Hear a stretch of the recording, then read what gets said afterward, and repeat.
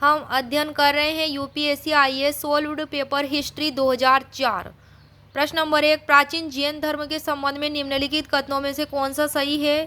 पहला, स्थलबाहु के नेतृत्व में दक्षिण भारत में जैन धर्म का प्रचार हुआ। बी, पाटलिपुत्र में हुई परिषद के पश्चात जो जैन धर्म के लोग भद्रबाहु के नेतृत्व में रहे वे श्वेतांबर कहलाए। सी है, प्रथम शतक ईसा पूर्व में जैन धर्म को कलिंग के राजा खारवेल का समर्थन मिला। डी है, बौद्धों के विपरीत जैन धर्म की प्रारंभिक अवस्था में जैन धर्म के लोग चित्रों का पूजन करते थे। तो इसमें ऑप्शन नंबर सी हो जाएगा करेक्ट कि प्रथम शताब्दी ईसा पूर्व में जैन धर्म को कलिंग के राजा खारवेल का समर्थन मिला। क्यों होगा ये, इसमें देख लेते हैं हम व्याख्या, एक्सप्लेनेशन। चौथी शताब्दी ईसा पूर्व में मगध में 12 वर्षों तक भयंकर अकाल पड़ा था। कहाँ पर? मगध में पड़ा था 12 वर्षों तक भयंकर अकाल, जिससे भद्रबाहु अपने शिष्यों के साथ कर्नाटक चले गए। कहाँ चले गए भद्रबाहु? कर्नाटक।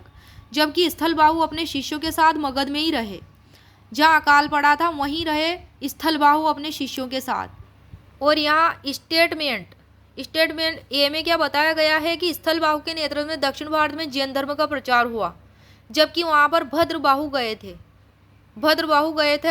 भयंकर अकाल पड़ा था, इस वजह से ये अपने शिष्यों के साथ मगध में ही रहे थे स्थलबाहु, इसलिए ए रोंग होगा। अकाल के खत्म होने पर जब भद्रबाहु मगध लौटे तो उन्हें श्वेतांबर कहा गया, सफ़ेद वस्त्र धारण करने वाला श्वेतांबर।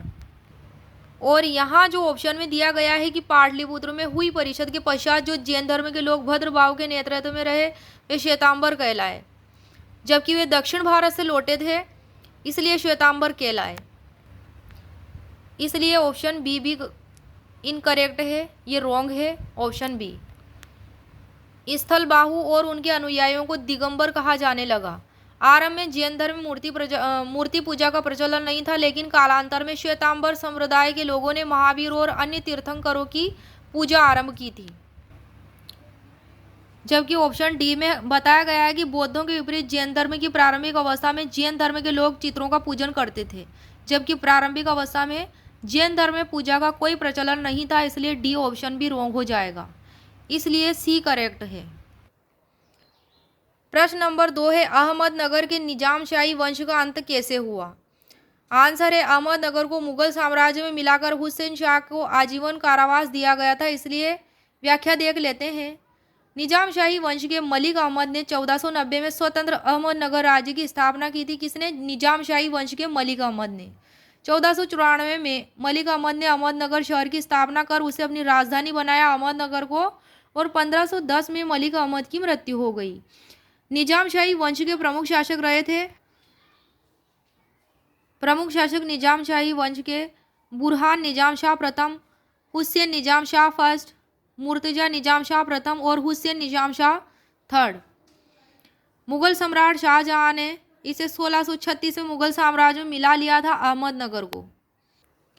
प्रश्न नंबर 3, दिल्ली सल्तनत के तुगलक वंश का अंतिम शासक कौन था? तो इसका आंसर होगा नासिर उद्दीन महमूद। व्याख्या, इसी के काल में मलिक सरवर ने मलिक उस शर्क की उपाधि धारण की थी। मलिक उस शर्क की, किसने?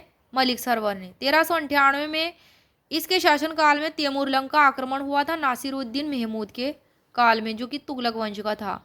नासिरुद्दीन महमूद इस युद्ध में पराजित होकर कहाँ भाग गया था? गुजरात में। 1413 में नासिरुद्दीन की मृत्यु के साथ ही तुगलक वंश का अंत हो गया। प्रश्न नंबर 4 है, सिख गुरुओं से संबंधित निम्नलिखित कथनों पर विचार कीजिए।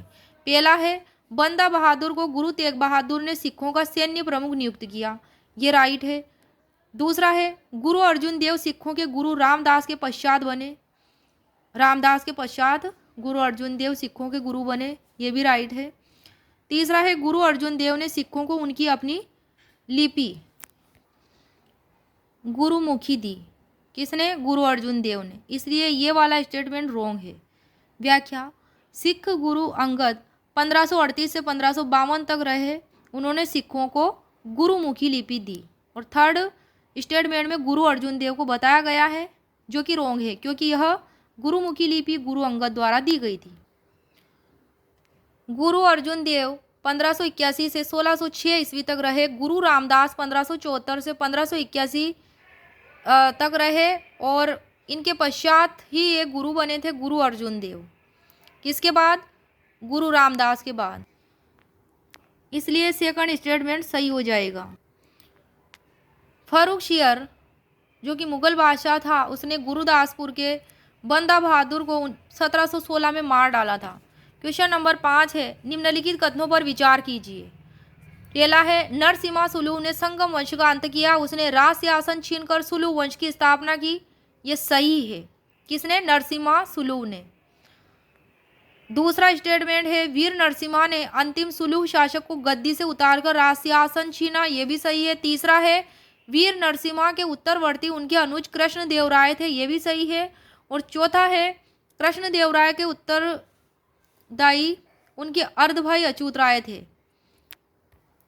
फोर्थ ऑप्शन में है, फोर्थ स्टेटमेंट, कृष्ण देव राय के उत्तरवर्ती उनके अर्ध भाई अच्युत राय थे। व्याख्या तो ये वाला भी सही है, फोर्थ का भी। तो इसमें इस प्रश्न में सारे ही स्टेटमेंट सही हैं। व्याख्या, संगम वंश के अंतिम शासक विरूपाक्ष को हराकर, किसको? विरूपाक्ष को, जो कि संगम वंश का शासक था। 1485 ईस्वी में नरसिम्हा सुलू ने सुलू वंश की स्थापना की थी, संगम वंश के विरूपाक्ष को हराकर, जो प्रथम बलापहार कहलाता है। ये घटना 1505 ईस्वी में वीर नरसिम्हा ने तुलु वंश की स्थापना की थी। किसने की थी? तुलु वंश की स्थापना वीर नरसिम्हा ने की थी 1505 में, अंतिम सुलु शासक को गद्दी से उतारकर। सुलु वंश से इस तरह सत्ता हथियाने को द्वितीय बलापहार की संज्ञा दी गई है। कृष्णदेव राय वीर नरसिम्हा का छोटा भाई था। विजयनगर के राज सिंहासन पर इसका राज्याभिषेक 8 अगस्त 1509 को हुआ था। कृष्णदेव राय ने अपने भाई अच्युत देव राय को अपना उत्तराधिकारी मनोनीत किया था। प्रश्न नंबर 6, मॉन्टेग्यू चेम्सफोर्ड की रिपोर्ट आंसर।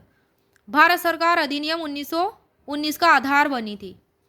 इसका? भारत सरकार अधिनियम 1919। व्याख्या, 1919 में मॉन्टेग्यू भारत सचिव था और लॉर्ड चेम्सफोर्ड कौन था? वायसराय था। इस रिपोर्ट के अनुसार निम्नलिखित सुधार किए गए थे। मॉन्टेग्यू चेम्सफोर्ड के अनुसार, पहला, भारत में उत्तरदायी सरकार की स्थापना। दूसरा, भारत को अंग्रेजी साम्राज्य का अभिन्न अंग बनाए रखना। तीसरा, भारत सरकार की कार्यकारिणी में परिवर्तन हुआ। चौथा, विधान संबंधी परिवर्तन हुआ। पांचवा, केंद्रीय विधानमंडलों की शक्तियों में परिवर्तन हुआ। प्रश्न नंबर 7 है, भारतीय स्वतंत्रता संग्राम के दौरान निम्नलिखित में से किसने प्रस्तावित किया कि स्वराज्य को सभी प्रकार के विदेशी नियंत्रण से मुक्त संपूर्ण स्वतंत्रता के रूप में परिभाषित किया जाए? इसका आंसर होगा मौलाना हसरत मोहानी। प्रश्न नंबर 8, भारत में ब्रिटिश साम्राज्य के दौरान निम्नलिखित वायसराय पर विचार कीजिए इनके कार्यकाल के अनुसार। किसका काल पहले था, किसका बाद में? पहला है लॉर्ड कर्जन 1899 से 1905 तक। दूसरा है लॉर्ड चेम्सफोर्ड 1916 से 1921 तक। तीसरा है लॉर्ड हार्डिंग 1910 से 1916 तक। और चौथा है लॉर्ड इरविन 1926 से 1931 तक। तो यहाँ ऑप्शन के अकॉर्डिंग पहला, फर्स्ट वाला पहले आएगा, फिर थर्ड वाला आएगा, फिर सेकंड वाला आएगा और फिर फोर्थ वाला आएगा। प्रश्न नंबर 9 है, निम्नलिखित में से कौन से युग्म सही सुमेलित है? अवधि एक तरफ युद्ध है। अवधि ए में है 1767-69। इसमें युद्ध किसके बीच में बताया गया है? प्रथम आंग्ल मराठा युद्ध, जो कि गलत है। सेकंड में है बी में 1790 से 1792। इसमें बताया गया है दूसरा स्टेटमेंट की तृतीय आंग्ल मैसूर युद्ध बताया गया है, जो कि ऑप्शन में सही है। सी में बताया गया है 1824 से 26 में प्रथम आंग्ल बर्मा युद्ध। ये भी सही है। डी में है 1845-46, जो कि द्वितीय आंग्ल सिख युद्ध बताया गया है, जो कि रोंग है। प्रथम में है प्रथम आंग्ल मराठा युद्ध हुआ था 1775 से 1782। यहाँ पे ए में सन गलत दिया है, इसलिए ये रोंग है। चौथे में बताया गया है द्वितीय आंग्ल सिख युद्ध हुआ था 1848 से 1849। और यहाँ डी में ये सन नहीं दिया है, इसलिए ये रोंग है।